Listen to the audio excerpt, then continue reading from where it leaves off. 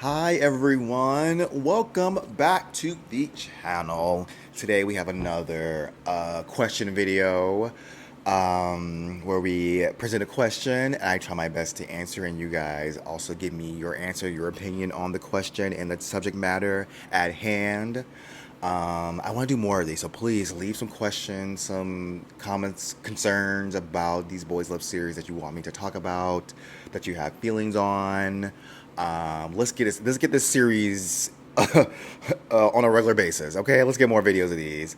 Now today's question is, does Boys Love know how to tell queer stories? Are they really respectful to queer narratives? Do they handle them well? That kind of thing. Now the answer would be definitely no, in my opinion. As you guys know, the history of Boys Love is like, made for women by women. The gay characters, the boys, are a placeholder for a heterosexual dynamic, and that's why early on, even now, it just seems like there's like a disrespect towards queer folk in these narratives, and even with the fandom allegedly being pro gay, is not really the case. The fans, it's very, it's so weird. Um, but I feel like here's the thing. I don't need a show to be, have a queer story, like a common trope or cliche with a queer story and narrative. Like, I don't need that. Um, I just think sometimes they treat the queer characters disrespectfully at times. For example, lots of times, especially early on, if you're overly feminine, they make you into like a mean girl archetype, or they make you to like a like predator archetype. Also, if you're feminine, if you are dark skinned, if you are older, you automatically go into that realm of being that kind of person who happens to be gay, and that's like the message. It seems like, oh, stay away from these type of gay people. If they're feminine or plus size or older or dark skinned, they are essentially bad guys. But if they are look a certain way and are like smaller build and fair skin, a okay. And I just feel like that is a bit scummy of a narrative to push when it comes to these shows. I'm not saying that Boys Love needs to have every type of representation under the sun at any given time.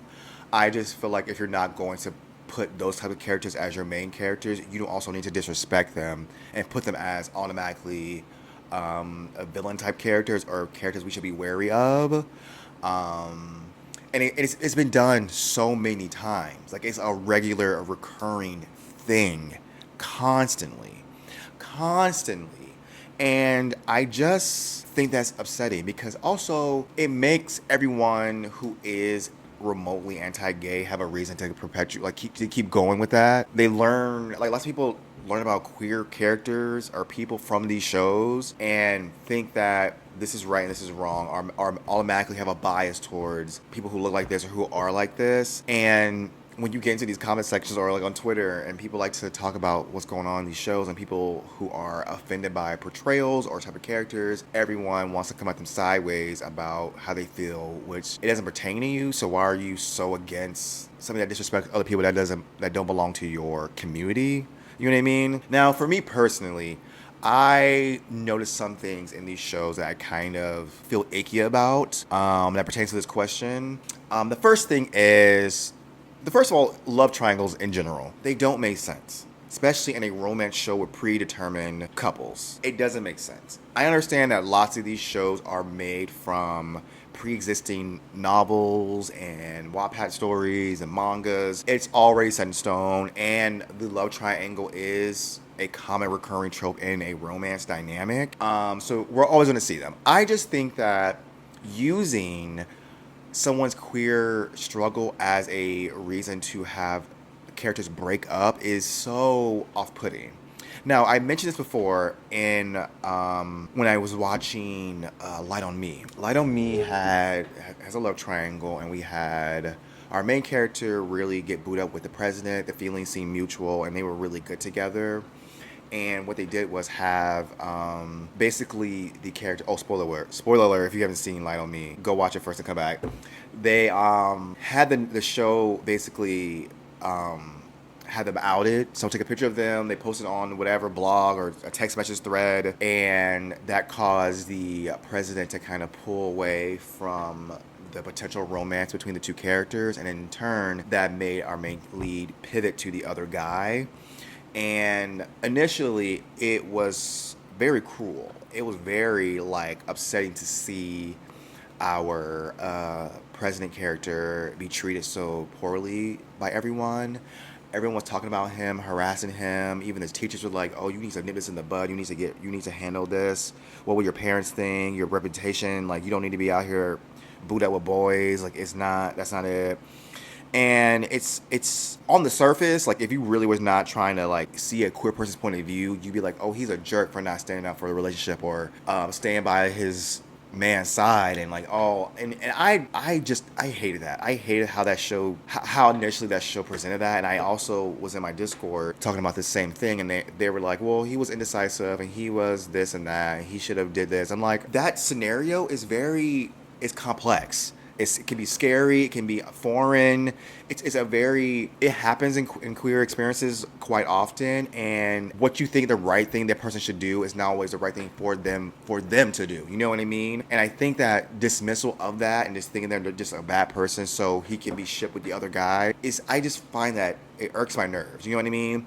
Now, the show took the time to explain the other point of view because another character in the show went through that same thing. He became more withdrawn and more antagonistic because of how he was treated, and he gave the point of view, and like it came full circle, which I do appreciate. I appreciate they took the time to explain why he acted the way he acted after the whole outing thing and why he withdrew from his love interest. But the fact that people automatically thought he was a bad guy for not being decisive enough or like not standing by his man, it's very telling. And I remember seeing the same exact thing happen in Never Let Me Go with our Ben character. And I felt the same way. I was like, that is so gross to have this be the reason they sever ties. And like him being like, oh, you didn't stand up for me. And in the context of the show, Ben, our same thing, school president, they were outed. Someone took a picture of them, posted on the situation, on the blogs or whatever the case may be. And the whole school saw. The daddy came in here just out here disrespecting everybody, yelling, hollering, saying that's not my son. He was tricked. It's photoshopped. Da da da. And because of that, obviously, if you are queer or just kind of have any type of empathy for people in a situation, you would know that potentially this boy is so scared of his dad that he could not come out to him, or he had to deny the truth, which ended up happening. And we already know. And here's the thing. Somebody was like, oh, well, we don't know what his home life is. We don't know if he's being abused. It wasn't showcased. It doesn't matter. It still applies. I still feel, me personally, I would give that character more grace in the situation, even though it does suck that he had to make that decision to save himself rather than stand by his love interest. But he said to go home to his daddy. He still lives with his father. Like, it's not an easy yes or no type of thing. I'm sure you saw he battled with doing that, and he felt guilty after that, and he apologized for it. Like, he was really racked with guilt and felt horrible about what was going on, but he had to make a decision to protect himself because we don't know what's going on at home, to the point where he had to deny his feelings for someone else way back when. He's like, no, I can't do it with my dad. Like, I can't. So he ended up becoming more comfortable with himself, obviously, when he pursued old boy in the show, but then he had to like go back to that place because his father was wilding. I just feel like using that to have our main lead and also the audience dislike him is just, I just don't like that at all. And yes, that show also kind of did the whole point of view thing of him, but like him being like scared and like his reasoning behind doing it. But the way both these shows did it was just so mean spirited, in my opinion. And they didn't give at least initially, give much nuance, especially in Never Let Me Go. They really give too much nuance to it. It wasn't like a profound moment or anything like that, and it kept them apart still. Now, another show with the same thing happening, which is My School President. Another School President was outed. That narrative was used. It was used again, but it was used to bring two characters together. In this case, the president and his mother. I love what they did with that scenario. Same scenario, but it brought son and mother together. It was so touching. It was so profound. Now, I understand that in that show, it was outing the main leads that are going to end up together in the end. So, of course, it was going to break them up. Of course, it brought the mom and son together. And the other shows I mentioned, they weren't in game, so obviously they had to use that as a reason to break them up, which that's my point. There was a reason for them to break them up rather than bring them together or have a better message in the story. And like I said, they do get around to kind of being like, to tell a better message eventually, but it just, the fans can just be so cruel to a character who is put in a position that is out of their control, or they're done wrong in some ways. It reminds me of how they used to always have the female characters being treated. Like, he'll cheat on his girlfriend with his boy, but she's in the wrong for being antagonistic as a result. You know what I mean? Like, yes, she should not be out here wilding in these streets. Yes, they might present her as promiscuous or a gold digger or rude and condescending, so you really don't like her and you really want to root for him to be with him. But he is cheating on her. He is doing her dirty, regardless of what she's doing. So, like, I'm not understanding how y'all hating on her and then shipping these boys together when our main lead or his love interest is in the wrong as well. I don't get that. I'm not understanding. I just feel like that is a loaded situation that needs to be reevaluated by some people when they kind of go into these shows and dogpile on a certain character for being queer or not standing in their queerness like the other person is in the same scenario. You know what I mean? Because it's not, it would be nice. It would be a great message to have that actually spin on his head like they did it on My School President. But, you know, when it's not like that, I don't think it makes sense to make that person public enemy number one. You know what I mean? And it's not like someone's saying you should like their decision. I don't like the decision that they make per se, but I understand their decision and they're not an awful individual because of it. Because what could you do in that scenario? What other option you have if you're fearing for your life or your safety or whatever reason you have to deny you're dating that person, whatever reason you have, you're gonna make the decision, and it may not be for everyone, but it's a decision. I don't think it's them being indecisive, or they may regret it, they may feel guilty, but they were decisive. This is why they made their choice, and it's obvious in my opinion. Now, I will say, not every boys love treats queer characters so dirty in a way. Like, I'm watching Be My Favorite, and I feel like they're being very respectful with telling a queer narrative and having their characters be respected in a way that is refreshing, in my opinion. Like, I just finished watching episode 9. I felt so giddy. I felt so like, what? Watching this show, especially the last few episodes, I've been like, they're doing it right. Like, I'm so surprised. I'm so shocked. I'm so like, it brings me joy to see that in how they're handling the narrative. I feel the same way with My School President, that whole scenario with the mom. Like, it just was so touching, and I just feel like I wish we had more shows that kind of showcase that, especially if you're going to make them being queer a certain, like, an issue or a point of contention in the show. I like how they did that there. Now, I will say some shows who try to be more pro-gay miss the mark, in my opinion. For example, A Boss and the Babe. Episode 2, I believe, where Cher goes on this pro-gay rant towards his coworkers. I thought it was not in poor taste, because the context around it seemed like the girls were like, you need to be wary of the boss man with his interns. Now, automatically Cher, and I guess the audience, from what I understand from some people, felt like they were only saying that because the boss is gay, so like he's automatically gonna like Cher, try to take advantage of him because he's another man.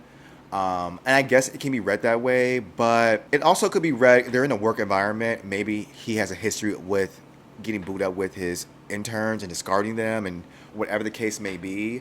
We don't know. I mean, we do know that he was, from what they told us in the show, it didn't showcase in the show, but they told us that he was a tyrant, he was a jerk, he was this and that and third. So that could have been the narrative. But for Cher to automatically assume these girlies were saying that, oh, he's this way because he's gay, and he went on a whole speech and tangent about their thinking being wrong, and then at the end saying like, oh, you guys like boys love, right? So you should be. I was like, excuse me. First of all, boys love isn't no like indicator of. It's not a good representation of queer people in the first place, especially fans of those shows. No offense to y'all, but like sometimes the fans can be the most homophobic out of everybody, ironically enough. So him saying that, and then like that, and the problem with that is, it's not, my issue isn't what he said and how important it was, because it was important information he gave them. And people try to tell me that's like, I remember having an issue with that whole monologue he did, and everyone was like, oh well, this was going on with the marriage system in Thailand and about queer folk. Like I know that. I'm aware of all that stuff. It's not lost on me. I just feel like it was unnecessary and very preachy, and it was very much like, look guys, we're with you guys. We're pro gay. We have a couple already, a gay couple in the show that's already established. Look at us. Give us brownie points. It felt very much like that, very much pandering. Because the thing is, that narrative about people being intolerant did not come up again in the show.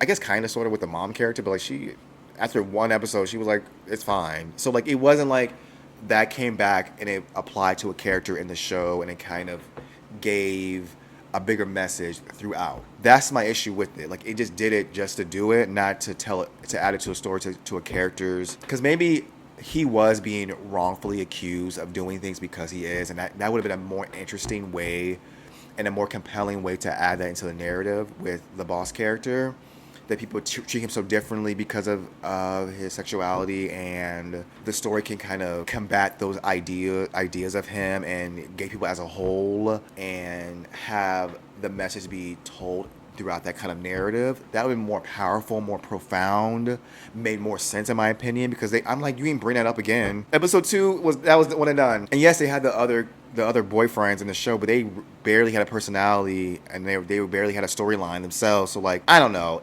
It wasn't the praise that people gave it to me. I was like, I'm not they don't get any brownie points from me because they said gay rights in the show. It wasn't, in my opinion. Now, if you like the show and you like just a hint of pro-gays speeches and that's all you need, go off and go ham. If you like it, I love it. You know what? Go off and go ham. But for me, I just got put off by it. It didn't have the intended effect on me. I was like, so y'all just this is it? You're not gonna tell a narrative that speaks to this speech he's giving, to have a thematic through line at the end with this narrative? You're not gonna do that? Now, I don't expect Boys Love series to do that, but like, if you're gonna take the time to talk about it, won't be about it. And you know what's crazy?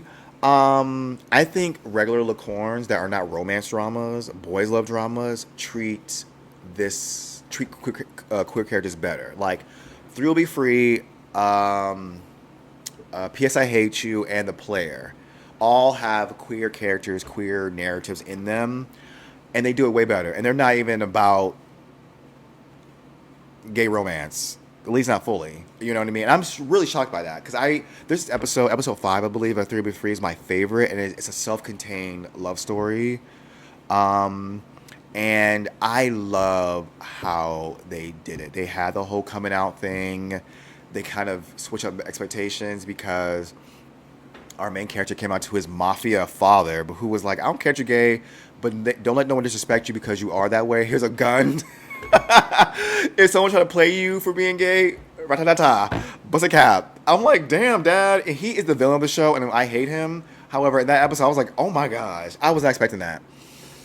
He had very supportive parents, and yes, his initial love interest didn't like lied to him, say like, he goes, I'm not gay, but like he just didn't like him, so he lied to him in like high school, and he found out later on, you know, that he just didn't like, you know, it was a whole journey. It was a whole journey, and I like how they handle those characters, like a gay man and a bisexual man meeting each other in a whole like self-contained story about them. It just felt so right, and I love that episode so much. I also kind of like the story, even though it was tragic, obviously. In Eclipse, that self-contained story with the head principal guy and the uncle character, their story was told in like 3 minutes. in the whole show. And that principal character guy, I hate him as well. But like their self-contained story, I was so moved by that. It was so sad and like I was like, oh my god, I wanted to know that story. Like I wanted to, like, and we got enough context, like what it showed us that it kind of like did like a montage in a way of their whole narrative.